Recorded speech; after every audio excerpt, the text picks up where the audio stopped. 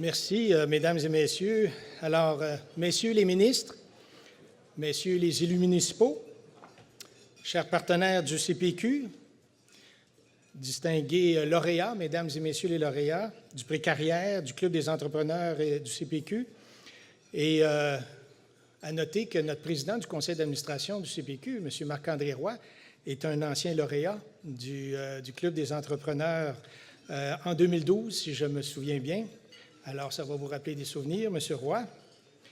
Distingués invités, et il y a beaucoup de gens autour de la table.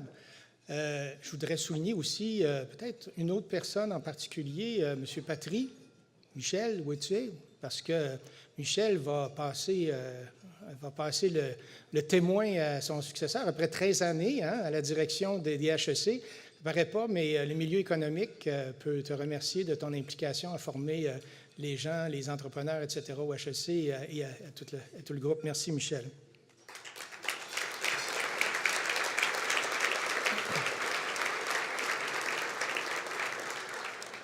Alors, Mesdames et Messieurs, participants en grand nombre, vous êtes 600 ce midi, à ce déjeuner-conférence.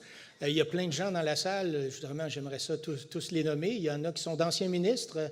J'en vois d'anciens ministres fédéraux comme l'honorable Lisa Frula, l'honorable Denis Lebel, l'honorable Christian Paradis, ancien ministre du Québec aussi, Robert Poitiers, j'en oublie certainement. Merci à vous d'être là. Ce sont tous des gens maintenant impliqués chez des membres du CPQ. On est très fiers d'avoir la chance d'avoir des bons membres et dans les membres d'avoir des gens qui ont une belle expérience, notamment politique. Alors, j'avais prévu avoir mon sac d'épicerie avec moi pour faire la liste d'épicerie. Je ne l'ai pas, mais ce n'est pas grave. Alors, écoutez, vous avez 3 ministres économiques autour de la table.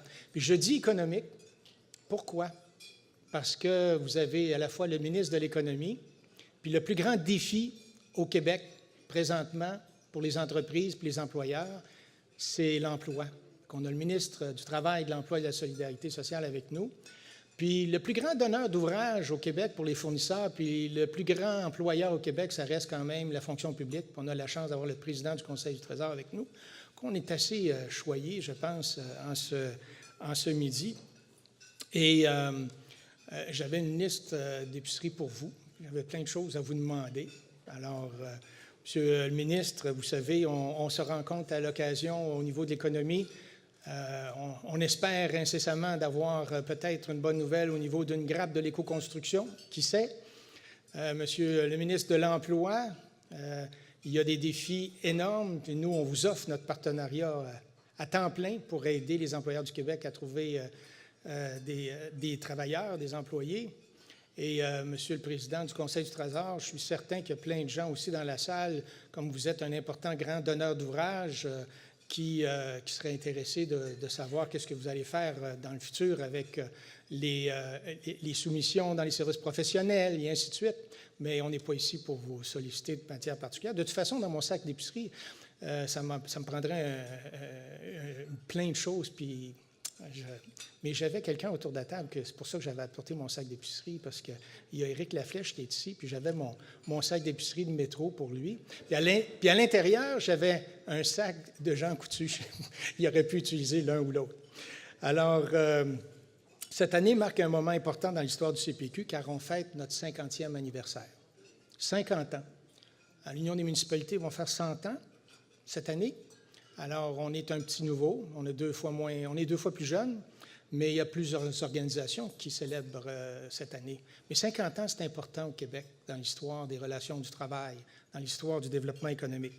En fait, depuis 50 ans, le CPQ contribue à sa façon à l'histoire du Québec, travaillant sans relâche afin de susciter les meilleures conditions possibles propices à la prospérité et à la croissance durable. Vous savez, notre signature, prospérons ensemble, prospérer ensemble. Alors, c'est important pour nous parce que la prospérité, c'est inclusif. Ce n'est pas seulement pour les entreprises, c'est pour l'ensemble des travailleurs, c'est pour l'ensemble des citoyens. En encourageant un dialogue ouvert et constructif, le CPQ intervient régulièrement afin de faire mieux comprendre la réalité et les enjeux des employeurs. Membres très actifs et mobilisés de la société civile, nous avons aussi comme préoccupation centrale la qualité de vie des citoyens, car les entreprises ont un rôle fondamental dans notre société. Et ici, j'aimerais souligner la présence parmi nous de plusieurs anciens présidents du conseil d'administration du CPQ au cours de son histoire. Alors, j'aimerais peut-être que vous vous leviez à la table, les anciens présidents du conseil d'administration du CPQ, s'il vous plaît.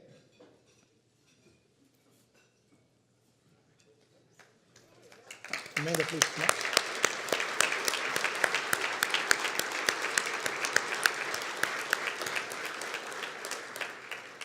Et bien sûr, notre personne très bien connue dans le monde économique, Ghislain Dufour, qui est avec nous et qui a contribué personnellement, non seulement au niveau de la présidence du conseil d'administration, mais également dans les opérations, puisqu'il en était le PDG pendant plusieurs années.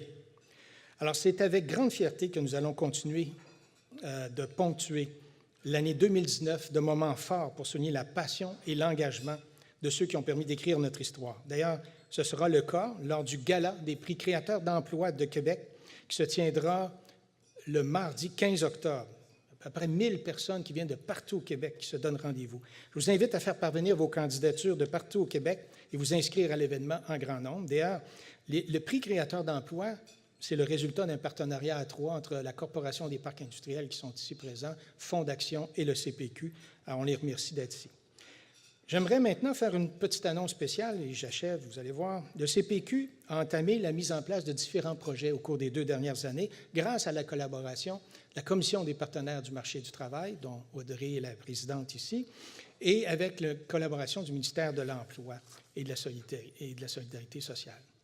Alors, on a en commun de répondre aux défis croissants entourant les questions de renouvellement de la main-d'œuvre qui représentent le principal enjeu de nombreux secteurs de notre économie. Pendant les 10 prochaines années, on a 1 500 000 postes au net à combler au Québec. Ça veut dire 1 100 000 postes en moyenne par année.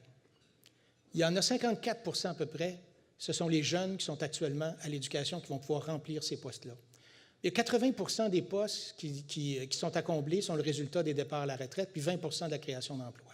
Fait que là, on s'aperçoit qu'1 500 000, 54 des jeunes qui viennent combler ces postes-là, il reste encore un grand espace à combler. C'est pour ça que l'immigration, c'est important. À peu près 22 des emplois de ce groupe-là vont être comblés par des personnes immigrantes si on réussit bien.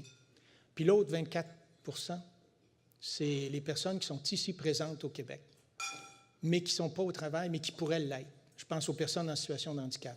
Je pense aux personnes autochtones, aux nouveaux arrivants qui sont arrivés ici, aux personnes, aux travailleurs d'expérience qui peinent des fois à retrouver des possibilités au travail. Alors, pour tous ces gens-là, les employeurs, c'est aussi des pistes extraordinaires à s'investir pour trouver des réponses aux besoins de personnel à la grandeur du Québec. Alors, à cause de ça, et ainsi, après avoir démarré quelques projets dans ce domaine-là, justement, d'employabilité avec de nombreux partenaires, avec succès, et on a testé une initiative intégrée en ressources humaines auprès d'une trentaine d'entreprises au cours des derniers mois, auprès de plusieurs employeurs. Je vous annonce que le CPQ a décidé de créer un nouveau service qui s'appelle CPQ Partenaire Service RH, un nouveau service qui va être déployé officiellement à compter du mois de mai dans toutes les régions du Québec graduellement au cours des 3 prochaines années et pour aider les employeurs dans leurs enjeux de main-d'œuvre. Alors, nous dévoilerons sous peu les détails du lancement et j'en profite pour remercier sincèrement le ministère du Travail, de l'Emploi et de la Solidarité sociale, qui est représenté ici par son ministre, M. Jean Boulet, pour nous avoir épaulés dans cette initiative. Monsieur le ministre, nous sommes très heureux de travailler de concert avec votre initiative de la grande corvée pour accompagner notamment les entreprises qui éprouvent des besoins de main-d'œuvre.